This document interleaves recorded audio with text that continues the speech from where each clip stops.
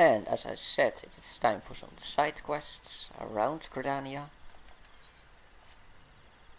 You've come to lend a hand, have you? Well then, you're welcome to a task for my seemingly never-ending list. Now why are you sitting here? I'll need you to head west along the road and scrub down 2 of the milestones. I swear by Novica, those signs accumulate dirt and grime with almost unnatural haste.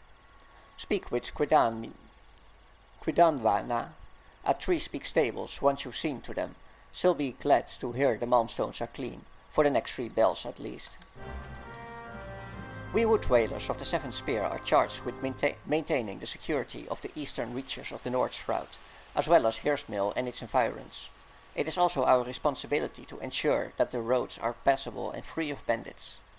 Oh, and I almost forgot my most important duty, keeping a steady fire burning under our cookpot. Oh sure, that's what's keeping all of your time.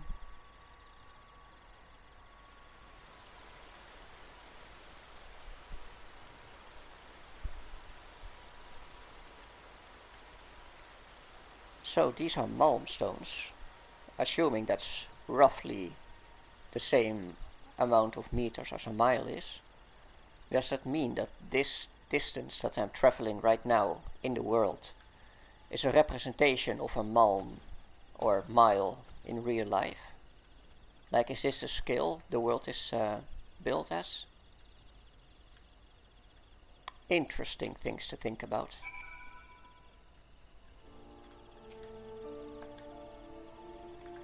What's that? You've been cleaning malmstones. Why thank you. With all the chores that need doing around here, I was afraid they would be left to get even filthier. It's not just that they're an eyesore, by the way. In that state, the creatures around here are wont to lay their eggs on them. As to why, well, I can only assume that their preferred nesting trees are in short supply these days. Be that as it may, we can't have monsters hatching from roadside signs. These paths are dangerous enough as it is. Perhaps a sprinkling of sting brew would keep the beasts away.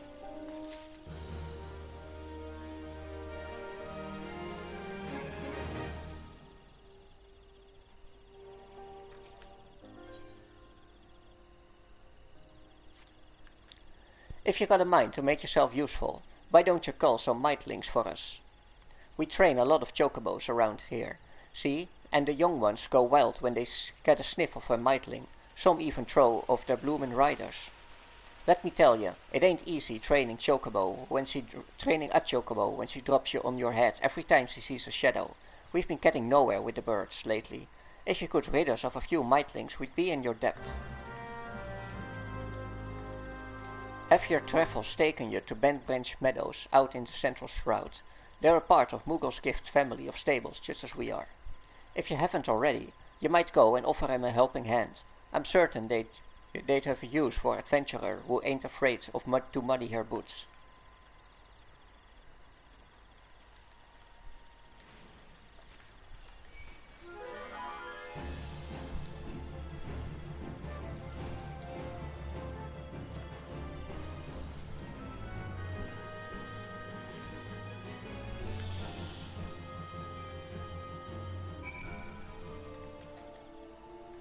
Thank you for the help. We can finally get back to training the young birds. Chocobos are skittish by nature, see? And training them takes a deal of patience. If you don't, it don't make the task easier that soldiers and adventurers tend to ride them towards danger, rather than away from it. Any road, we're grateful for the help. Here's a small token of our gratitude.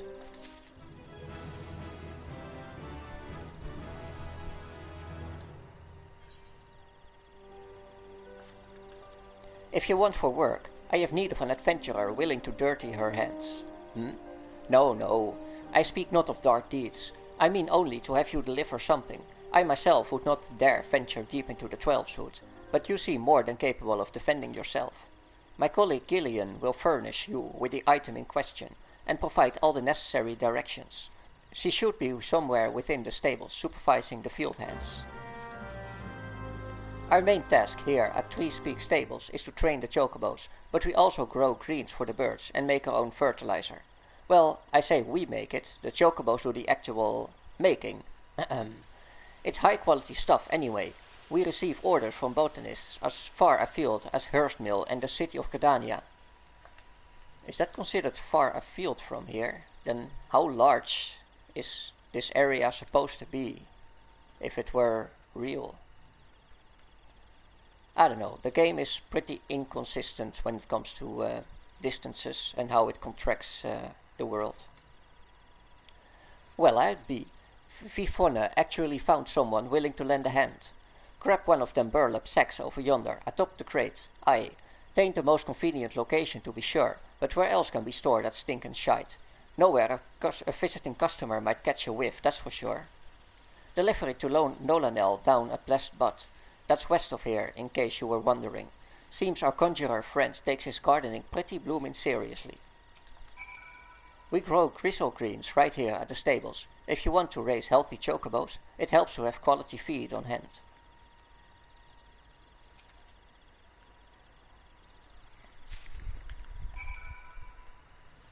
Or maybe, given that this is Gridania, the characters are just all very small-minded. And Gridania and Hearsmill are considered very far from here.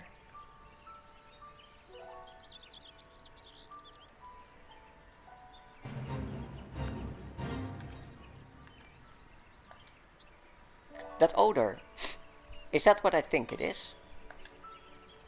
This old flaxen bag contains something soft and warm. Praise be to the elementals, I cannot thank you enough for your kindness. This bounty of chocobo manure shall nourish the plants and ensure their continued growth. Please relay my sincerest thanks to Vifone upon your return to Tree Speak Stables, and a word of advice. Wash your hands quickly, lest the cloying stench of feces linger.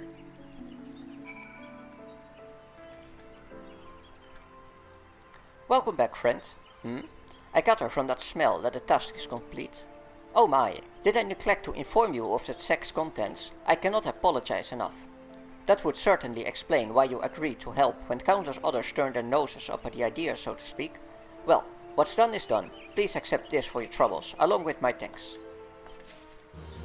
And your apologies? We haven't forgotten how you helped us out with them mindlings. Speaking of which, if you've got a bit of time to spare, could I trouble you to gather some aphids? You can find them living in the tangled undergrowth near Blessed Butt, but don't be surprised if your presence attracts a starving ladybug or two. They're rather fond of the wee falcon, you see. When you've gathered the aphids, deliver them to Captain Griffith over at the Etat Spire, and tell him Tree Speak Stable sends its regards.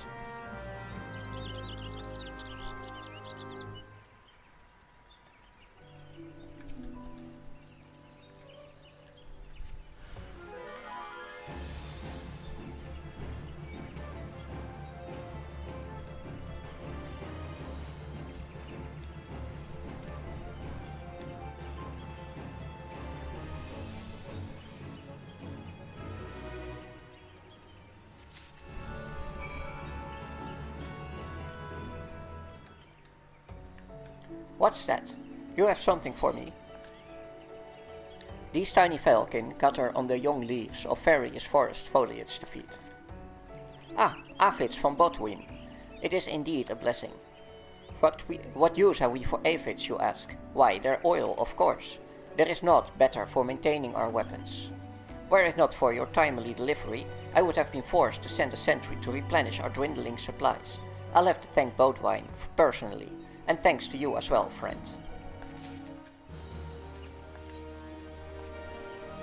Ah, Monicate, just the person.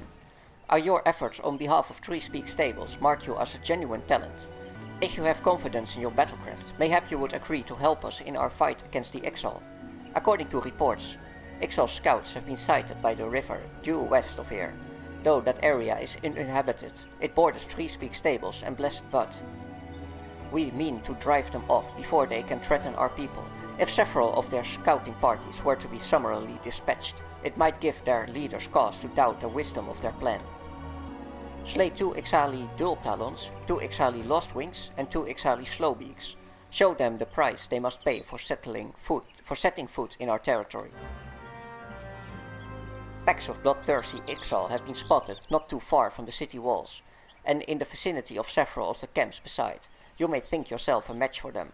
You may even be right, but I would advise you to exercise caution all the same.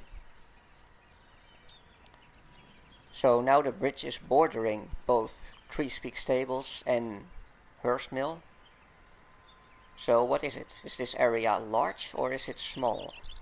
Now, of course, I'm nitpicking a bit, but it would just be cool if the game and all the characters treat the world as if it is large, even though the world is very small. That would be more immersive, in my opinion. But it's just a minor complaint. How many people read all the dialogue? Well, this is Final Fantasy, so probably more people than with, say, World of Warcraft. But my point still stands. Well, actually, that makes my point even stronger.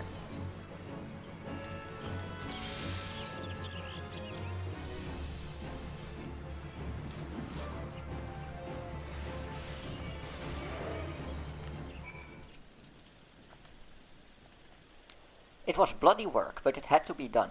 Your service to Gridania will not be forgotten. Thanks to you, we now have time to plot our next move. We could muster our forces and take the battle to the Birdmen, or consolidate our defenses before they return. I must needs consult with the commander. Packs of... Yeah, I already got that.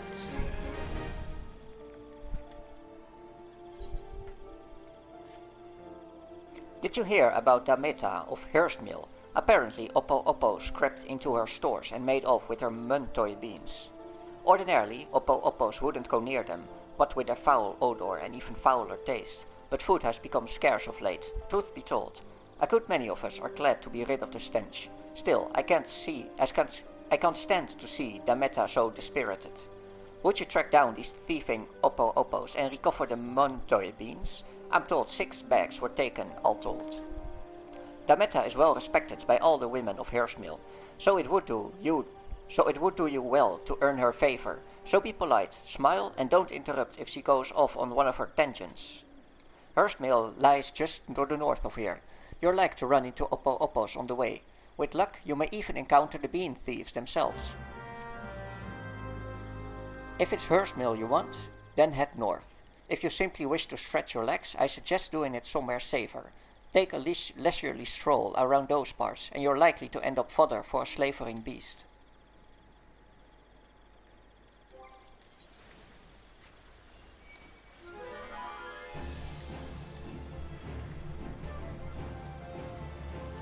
And even though the quest said, if we have luck, we run into the Oppo Oppos that have the beans, it's pretty much a 100% drop rate. I haven't encountered anything lower than a 100% drop rate for quest items in this game. I wonder if when the game was released it was different. I only started playing late Stormblood.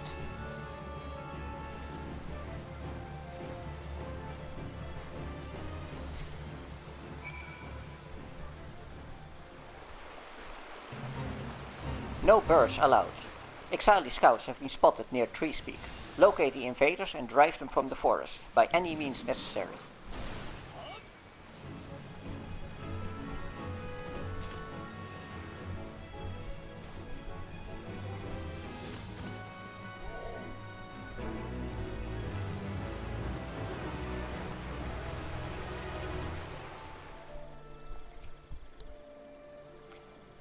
I suppose there's nothing to be done. What's that, young lady? You have something for me? Stolen muntoy beans. A hempen bag filled halfway with ripe muntoy beans. My missing bags of muntoy beans! But how? You didn't track down those wretched Oppo Oppos, did you? I had all but given up hope before you arrived, but with these beans I can make enough muntoy tonic for everyone in Hurstmill. As long as I have enough micro-chew leaflets to flavor it, there should be no complaints. Speaking of which, my son drank unflavored muntoy tonic the other day. One of his friends challenged him to do it, he said, and you know what? He drained the whole cup in one great gulp, without making so much as a face. Oh, he grows stronger and braver by the day, nay, the very hour. Either that, or my secret recipe is rather more delicious than I imagined. Now that I think about it, a good many people have described the taste as unforgettable.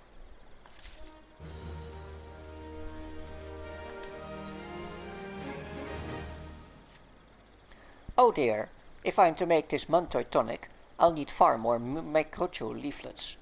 Young lady, Would you be so kind as to fetch me 4 leaflets from the microchews outside the hamlet? I'm whipping up a fresh batch of Muntoy tonic, you see. Oh, it's a lovely drink, absolutely bursting with nutrients and goodness. I'll have you know that I always drink at least 1 cup a day. Alas, a few people share my passion for healthy living. Truth be told, most won't touch the stuff, not unless you add microchew leaflets anyway. Apparently the taste and the smell are too distracting or some such nonsense. Oh, but listen to me prattle on like an Iscardian priest. I shall stop talking and start steering. Well, don't just stand there, dear. Run along and fetch me those leaves. This batch will be ready soon, and it'd be such a shame if no one could drink it but me. No time to prattle. I've meals to prepare and a table to set before the workers come in from the fields.